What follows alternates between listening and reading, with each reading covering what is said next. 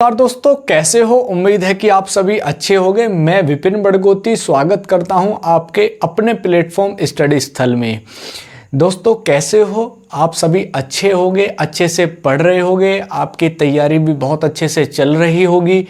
तो दोस्तों आपको पता है कि मैंने आपके स्टडी स्थल पर दो सब्जेक्ट जीएस के जो पॉलिटी और इकोनॉमी का पार्ट है वो मैं स्वयं यहाँ पर करा रहा हूँ। पॉलिटी और इकोनॉमी के लिए एक मैंने बेसिक इंट्रोडक्शन की एक क्लास डाली थी, जो बेसिक इंट्रोडक्शन के बारे में बात की गई थी। उसको सबसे पहले आप जाके देखिए, उसका मैं लिंक डिस्क्रिप्शन में दे दूंगा। अब चलते हैं जो आज का जो हमारी सेशन है, जो आज की जो हमारी क्लास है, आज उसमें क्या होने वाला है। तो आज की जो हमारी क्लास है वो बेसिक यानी भारतीय संविधान एवं राज्य व्यवस्था से है। सबसे पहले हम भारतीय संविधान का मतलब समझेंगे, राज्य व्यवस्था का मतलब समझेंगे, भारतीय संविधान की मांग कब की गई, कैसे की गई, इन सब के बारे में जो बेसिक जानकारी है उसके बारे में आज हम यहाँ पर पढ़ते हैं। तो दोस्तों जैसा कि आपको दिखाई दे रहा है यहाँ पर कि जो भारतीय संविधान है, सबसे पहले हमें इसको समझना है कि जो संविधान है, इस संविधान का अर्थ क्या होता है। सबसे पहले हमें ये पता होना चाहिए कि जो संविधान का अर्थ होता है यानी संविधान का जो मतलब होता है वो क्या होता है। सबसे पहले तो मैं अगर बात करूं संविधान के अर्थ की, तो हम सबसे पहले इसके करेंगे, इसका संधि विच्छेद करेंगे। तो अगर मैं बात करूं संविधान का, सम प्लस विधान बोलेंगे, इसको क्या बोलेंगे, सम प्लस विधान। अब सम का क्या मतलब होता है भैया, बराबर से होता है यानी बराबर है, जबकि विधान का मतलब क्या होता है, कानून से होता है। अब इसका मतलब क्या हुआ, यानी भारतीय संविधान का मतलब है कि भारतीय जनमानस के लिए कानून क्या है, बराबर है। यानी भारत के अंतर्गत जितने भी लोग रहते हैं उन सब के लिए विधान जो होगा वो क्या होगा, इक्वल होगा। सभी के लिए नियम कानून क्या होंगे, बराबर होंगे। चाहे वो हमारे महामहिम राष्ट्रपति महोदय हैं, चाहे एक भारतीय नागरिक, आम नागरिक है, सबके लिए विधान क्या होगा, बराबर होगा। अब जो आपको यहाँ पर सेकंड पोर्शन, आपको ये सेकंड शब्द दिखाई दे रहा है, राज्य व्यवस्था। अब इस राज्य व्यवस्था का मतलब क्या है, राज्य व्यवस्था का मतलब होता है कि जैसे कोई भारतीय संविधान है। अब भारतीय संविधान क्या है, एक आपका दस्तावेज है। अब इस दस्तावेज में आपके कुछ क्या रहते हैं, कुछ नियम रहते हैं, कुछ कानून रहते हैं। उन कानूनों में जो भी प्रक्रिया, जो भी प्रोसीजर रहता है, उसके अनुसार जो प्रक्रिया चलती है उसको क्या बोलते हैं भैया, आपकी राज्य व्यवस्था बोलते हैं। यानी आपको पता है कि कोई भी देश है उसमें क्या रहता है, एक राज्य रहता है। राज्य जिसको हम क्या कह सकते हैं, देश कह सकते हैं। उसको चलाने के लिए कोई ना कोई प्रक्रिया होनी जरूरी है, कोई ना कोई नियम होना जरूरी है, जिससे पूरा देश हमारा उस पैटर्न पर ही चलता है। अब मैं यहां से अगर आगे बात करूं कि ये जो भारतीय संविधान है, इस भारतीय संविधान का निर्माण कब हुआ, कैसे कैसे हुआ, क्या क्या प्रोसीजर हुए, इसकी नींव कब रखी गई। तो अगर मैं बात करूं ये जो भारतीय संविधान है, इसकी दो महत्वपूर्ण चीजें हैं कि सबसे पहले ये विश्व का सबसे बड़ा एवं लिखित संविधान है। सबसे बड़ा एवं कैसा संविधान है, लिखित संविधान है। अब आपके दिमाग में एक चीज आई होगी कि ये लिखित संविधान है, इसका मतलब क्या है कि कुछ अलिखित संविधान भी होते हैं। जी बिल्कुल, अलिखित संविधान भी होते हैं। अगर मैं बात करूं यहां से, तो यहां से मैं अगर बात करूं तो सबसे पहले बात करूंगा मैं किसकी, ब्रिटेन की बात करूंगा। यानी जो ब्रिटेन का कानून है ना, जो ब्रिटेन का कानून है यानी जो ब्रिटेन का संविधान है वो कैसा संविधान है भैया, यानी जो ब्रिटेन का संविधान है वो कैसा संविधान है, वो भैया अलिखित संविधान है। कैसा संविधान है, अलिखित संविधान है। अब अलिखित संविधान है तो वहां की जो प्रक्रिया है वो कैसे होती है, वहां जो नियम कानून है वो कैसे हैं। तो भैया वहां पर जो प्रक्रिया चलती है ना, वो प्रथा और किस पर होती है, परंपरा पर आधारित होती है। यानी जो चीजें वहां पर पहले से चली आ रही हैं उस प्रक्रिया से ही क्या चलता है, वहां का संविधान चलता है। अब अगर मैं बात करूं, ये जो हमारा भारतीय संविधान है, इसकी जो नींव रखेगी वो नींव कहां से रखेगी, ये सबसे बड़ा इंपॉर्टेंट प्रश्न है। तो अगर मैं बात करूं यहां से, तो आपने सुना होगा कि सबसे पहले जो नींव रखी गई थी संविधानों की, वो कहां से रखी गई थी भैया, ब्रिटेन से ही रखी गई थी। अब ब्रिटेन से कैसे रखी गई थी, ब्रिटेन में 13वीं शताब्दी में एक राजा जॉन नाम के सम्राट हुए थे। तो राजा जॉन ने क्या करा था, सबसे पहले जनमानस के लिए कुछ कर्तव्य और कुछ अधिकार घोषित कर दिए गए थे। यानी जो ब्रिटेन की जनता थी उनके लिए कुछ अधिकार दे दिए गए थे। और जब वो अधिकार दे दिए, यानी कब दिए, सबसे पहले एक बात ये समझना, यानी 1215 में दिए। किसने दिए, राजा जॉन के द्वारा दिए गए, राजा जॉन के द्वारा। अब ये राजा जॉन कौन थे उस समय भैया, ये उस समय ब्रिटेन के क्या थे, सम्राट थे। अब ये जब ब्रिटेन के सम्राट थे तो क्या हुआ उस समय फिर, यानी उन्होंने एक कुछ जनता के लिए या कुछ लोगों के लिए क्या कर दिए गए, कुछ बेसिक अधिकार दे दिए। क्या दे दिए जी, अधिकार दे दिए। अब जब वो अधिकार दे दिए, अधिकार के साथ साथ उन्होंने क्या दे दिए, कुछ आदमियों के कुछ कर्तव्य भी निर्धारित कर दिए गए। जब ये दोनों चीजें निर्धारित कर दी गई तो इन चीजों को क्या किया गया, यानी मैग्ना कार्टा बोला गया। यानी क्या बोला गया भैया, मैग्ना कार्टा बोला गया। इन मैग्ना कार्टा को ही क्या दिया गया, यानी ये भविष्य में क्या बना, संविधानों का अधिकार, यानी भविष्य में ये संविधान का क्या बना भैया, आधार बना। ये जो मैग्ना कार्टा है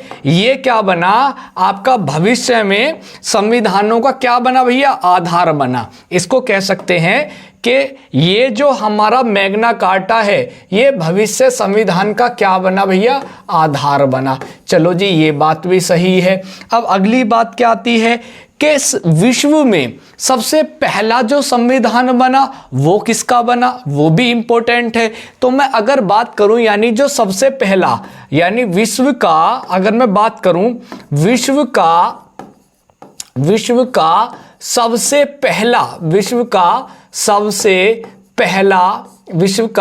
सबसे पहला संविधान किसका बना भाई, विश्व का सबसे पहला संविधान किसका बना, तो भैया सबसे पहला संविधान बना अमेरिका का। कहां का बना भैया, अमेरिका, जिसको आप क्या बोलते हो, यूनाइटेड स्टेट ऑफ अमेरिका बोलते हो। इसका कब बना भैया, इसका बना 1789 में बना। कब बना, 1789 में, क्योंकि इनको भैया 4 जुलाई 1776 में तो क्या मिली थी, इनको आजादी मिली। उसके बाद संविधान कब बना इनका, 1789 में बना। अब क्या इनको भी क्या जरूरत पड़ी यानी स्वतंत्र होने की, जी इनको भी जरूरत पड़ी थी। क्यों जरूरत पड़ी थी, क्योंकि इन पर भी क्या किया गया था, कब्जा किया गया था। ये भी गुलाम रहे थे। किसके गुलाम रहे थे भैया, ब्रिटेन वासियों के गुलाम रहे थे ये। अब कैसे, यहां से क्या चीज आती है, लेकिन इससे एक खास बात क्या है, ये जो अमेरिका का संविधान है ना भैया, ये सबसे छोटा एवं कैसा संविधान है, लिखित संविधान है। कैसा संविधान है, लिखित। अब ये छोटा क्या है, क्योंकि इस संविधान में क्या है ऐसा जो सबसे छोटा संविधान है, इसमें भैया 7 अनुच्छेद हैं मात्र। कितने अनुच्छेद हैं, मात्र 7 अनुच्छेद है। इसका मतलब ये हुआ कि ये जो हमारा संविधान है ना, इसका अमेरिका का, इसमें कुल कितने अनुच्छेद हैं, 7 अनुच्छेद हैं। लेकिन ये कैसा है, लिखित है। जबकि अगर मैं बात करूं, हमने यहां पर पहले किसका पढ़ा था भाई, हमने किसका पढ़ा था, पहले हमने किसका पढ़ा था भाई, हमने ब्रिटेन का पढ़ा था। ब्रिटेन का पढ़ा था, नहीं पढ़ा था,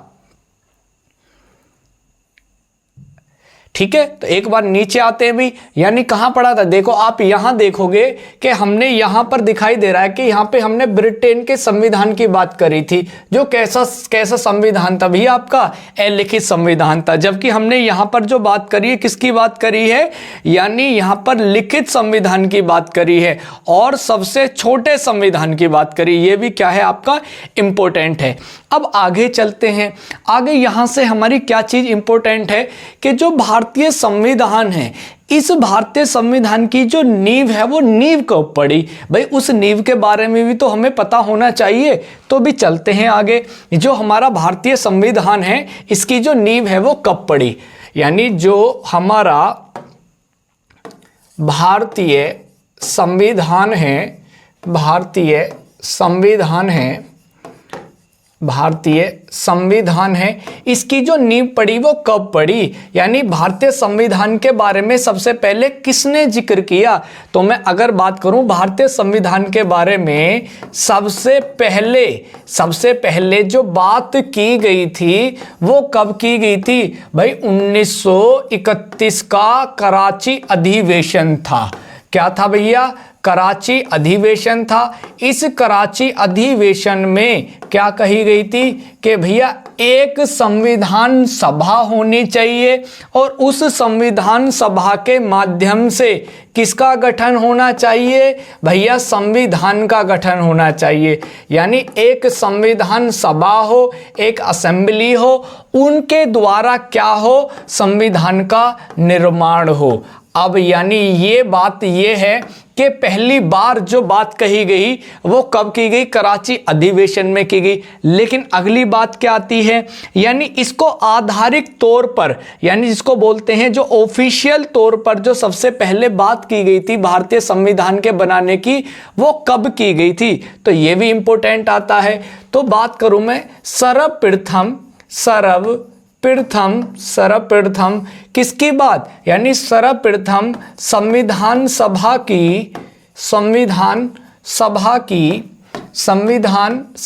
की आधिकारिक तौर पर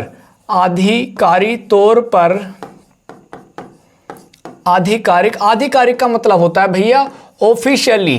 कैसी भैया, ऑफिशियली की बात हो रही है। ऑफिशियली की जो बात की गई थी वो कब की गई थी, यानी भैया 1935 के यानी 1935 में की थी। और 1935 में किसने की थी, जो आपकी भारतीय कांग्रेस थी ना, उस कांग्रेस की कार्यकारिणी समिति के द्वारा की गई थी। कब की गई थी भैया, कार्यकारिणी समिति के द्वारा की गई थी। तो ये भी चीजें इंपॉर्टेंट आ जाती हैं कि अगर मैं बात करूं कि ऑफिशियली किसके द्वारा की गई थी, तो कार्यकारिणी परिषद। कार्यकारिणी परिषद बोलते किसको हैं, कार्यकारिणी परिषद होती है वो, यानी जो हमारे सभी फैसले लेती है। यानी कोई संस्था है, उस संस्था में एक कार्यकारिणी नाम की कोई भी परिषद हो तो वो क्या करती है, उस संस्थान के सभी फैसले लेती है, उसको कार्यकारिणी कहा जाता है।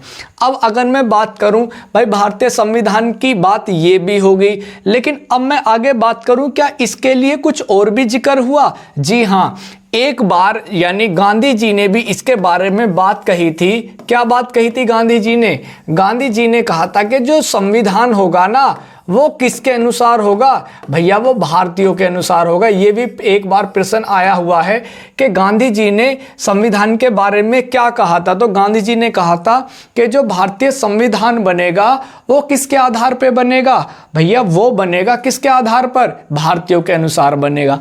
अब बात आती है ये जो संविधान सभा की बार बार बात चले, इस संविधान सभा की जो नींव पड़ी वो कब पड़ी, चलो भैया इसकी भी बात कर लेते हैं। यानी ये जो संविधान सभा की जो नींव पड़ी वो कब पड़ी। चलो भैया अगर मैं बात करूं संविधान सभा की जो नींव पड़ी वो किस में पड़ी, एक आपका भैया कैबिनेट मिशन आया था।